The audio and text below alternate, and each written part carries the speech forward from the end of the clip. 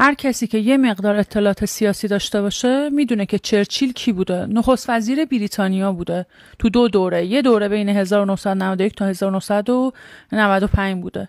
تو این دوره سوار تاکسی میشه بره دفتر یک روزنامه‌ای مصاحبه کنه. داستان واقعی و جالبه، گوش کنید.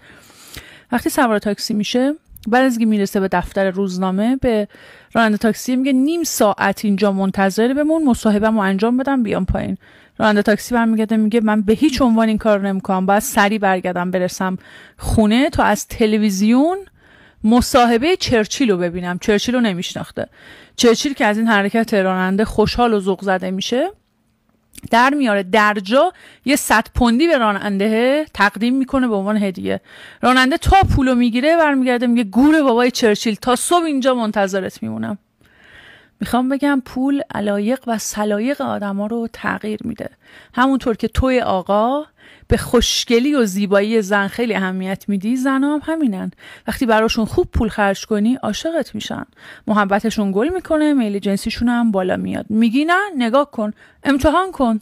سنگ مفت گنجشک مفت، آگاهی رمز خوشبختی. مرسی که همراهم هستید.